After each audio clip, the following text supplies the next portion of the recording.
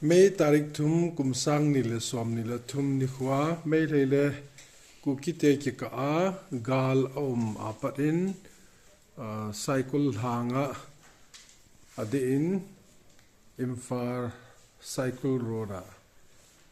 gang pizang bang khumuna VM Nazareth English High School hina saten paralyzed ahitan 2023-2024 school japang zakhat khatham tabang bo aumin part no plaichun jasagi walchang student mahin hiandang he jongle hichigal hin chapang te ho ngai du na chole adingu gyal na kho kha na hi a paralyze sa zo pun chapang hom cha he jongle gut ta in ngai du na nei pamina ke sinjingin chapang ho jong adingu ke he thiam na dia til kho na chung chonen lekha jong patana ke simsana ke bekolin to a he ichi he a timetable jingka soon nilha zan ongman le hel bi a he ti a lesson wise a jong study chart ke sim bi a ama ho jong look le dam lo wa gu chu ta pang jing a hi bin kapang jing ve nu le pa ngai lut na ka he thiam naw ba sa na in ka thiam zil na ba jong lung tha da na thei za jong le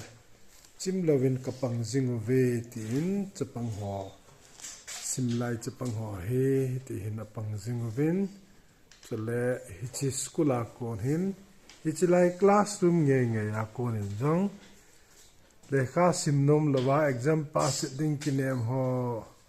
kinemo ha nemen kinemen ti anaki sim na mo na hin tukum chapang ho til khona dingin kapang jing'e ti la he ke simin jong he aka le ma hon hain sa diu ka hin upload diu hi chi hi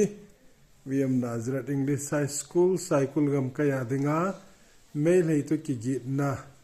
atope na hitan buffer zone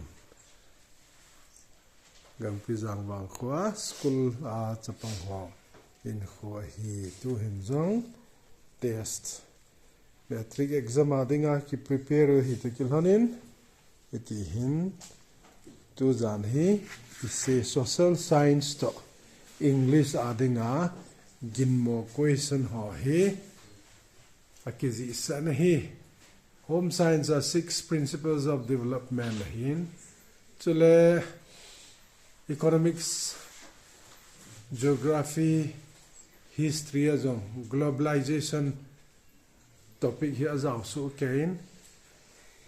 5 advantages and disadvantages of globalization like idongin 5 indicators of development jong he economics lesson number 1 ahin civics are kicking more he 5 features of federalism ahin job se ding ti nei pon azan apart da hi question jong ki khela ta hai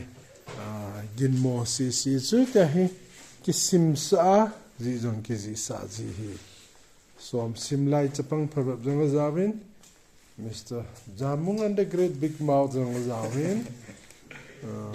si he kapang jing'e nitinin kapang jing'e chimlouvin tie pamin sim anu la pan na ti bo chimlouvin ma he class ki tung jing'en sim thei asim jing'e sagar jong ki ha bol he jing'en he is doing his best